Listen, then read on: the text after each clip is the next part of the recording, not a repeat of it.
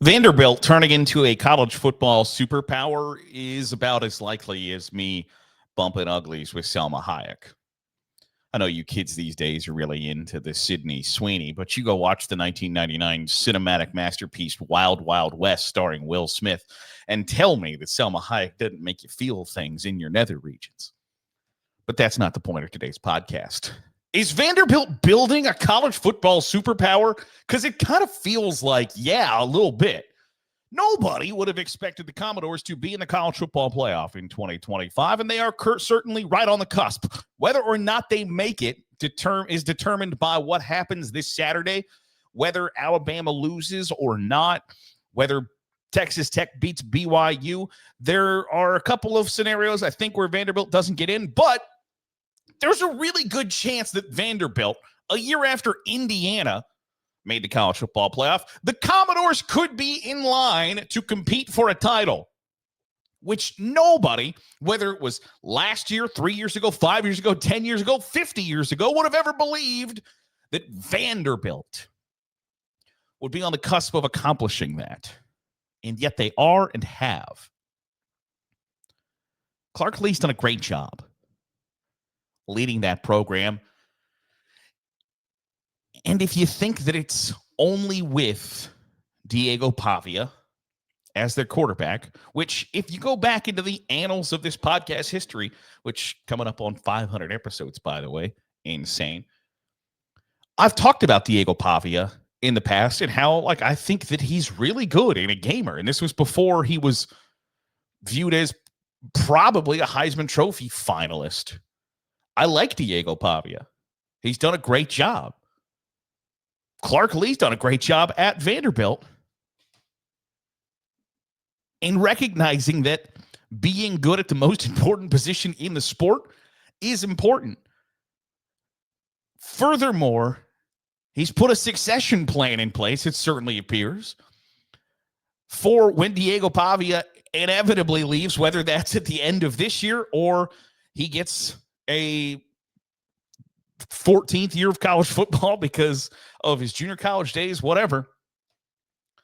Vanderbilt not only is on the cusp of making the college football playoff, Vanderbilt flipped the number one quarterback commit in the country from Georgia to Vanderbilt. Jared Curtis is the consensus number one quarterback in the class of 2026. And on Tuesday announced, hey, I ain't going to go to Georgia.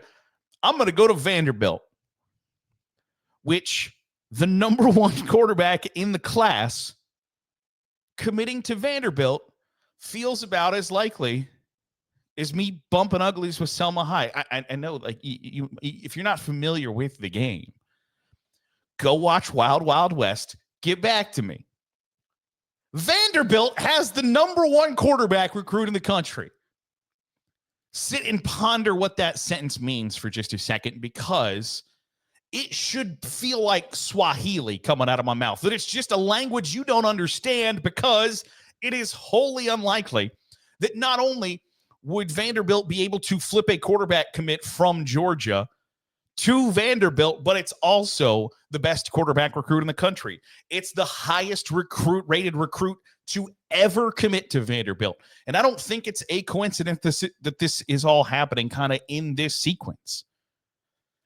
That at a time when they're 10-2 and their losses are to top 15 teams. Now, I think their resume is a little weak. We beat South Carolina when they were number 10 in the country. Well, nobody thinks they're number 10 in the country right now. But the point still stands. They're in the SEC and they won 10 games. Do they deserve to be in the college football playoff? Yeah, probably. But the fact that all of this is happening at the same time, I don't think is a coincidence. Success breeds success. Excellence breeds excellence. So what once felt like a completely foreign concept, Vanderbilt being good at football, let alone being a team that could make the college football playoff, then increases the attention to Vanderbilt, which increases the attention that Jared Curtis has to inevitably pay towards Vanderbilt. And if he feels as if there's positive and forward momentum there already. If he feels like, hey, they are really good now, I don't even have to project what it would look like with me leading the charge down the line. They're good now. And believe it or not, 17, 18-year-old kids, especially when you're the number one recruit in the country, are cocky. And so when you look at that and go, they're good right now, wait till I get there. If he spots a better and brighter future at Vanderbilt for him than Georgia, I don't think you can knock it. There's a little bit of a log jam, so to speak, at Georgia. With Gunnar Stockton, Ryan Montgomery are in that quarterback room, and Vanderbilt, if Diego Pavia does somehow get another year of eligibility, even then, Jared Curtis can redshirt and come in as a redshirt freshman and take over the reins to a program that is, I think, undeniably on the upswing. But the fact that that sentence even gets said, that Vanderbilt is undeniably on the upswing, is truly remarkable at a time where they're coming off, they just kicked Tennessee's ass. Kentucky fired their coach. Arkansas fired their coach. Auburn, Florida fired their coach. And Vanderbilt, who people were asking, like, okay, is 6.5 wins on the over-under, is that ridiculous? Vanderbilt won 10 times. They beat LSU. You know what LSU did? Fired their coach.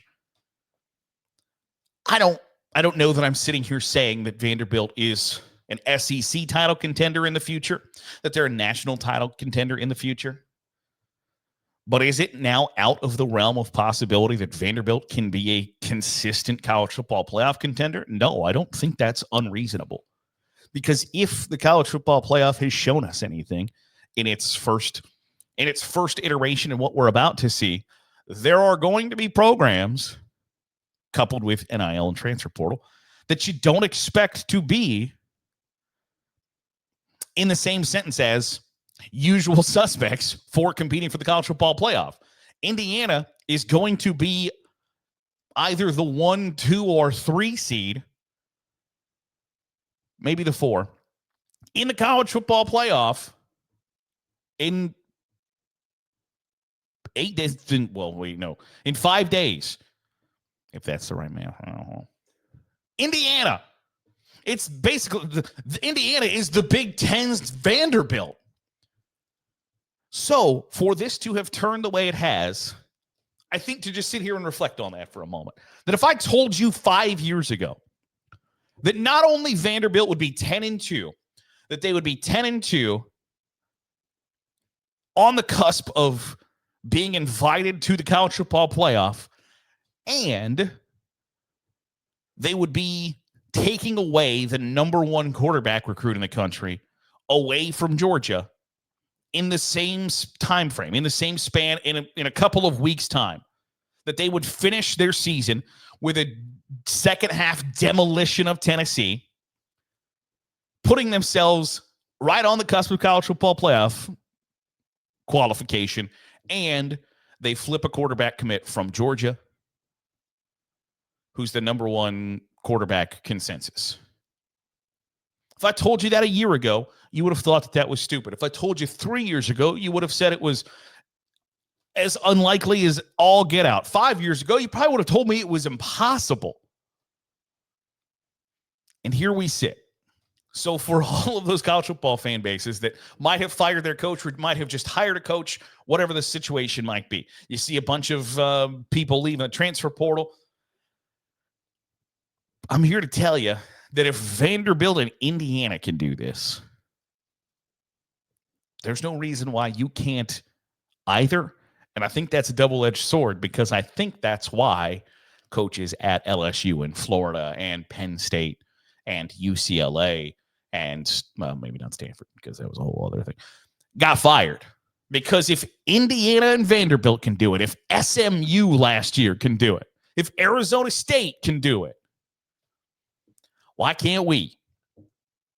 But Vanderbilt is living proof that today's age of college football, puts everybody on a ability and a fast track to being really, really good. And if once you can get that thing jump started, if you can keep it running, there's a lot of excitement in the future. I think Vanderbilt fans should be really, really, really pumped that there is a future. Now, I don't think it's a foregone conclusion, by the way, that Jared Curtis is some college football savior, because for as many high-profile quarterback commits and five-star blue-chip recruits, there have been a lot of disappointments. We can run down the list of guys that were highly touted, came in as freshmen, and then you're like, what in the ever happened to that dude? Because it did not work out. But even from just a perception standpoint, Vanderbilt being on the cusp of making the college football playoff and having the number one quarterback recruit flip from Georgia to them is going to draw more attention, more notoriety, and get big eye emojis from other recruits. Things are cooking at Vanderbilt, and I never thought we'd say that. Tip of the cap to Clark Lea for doing just that.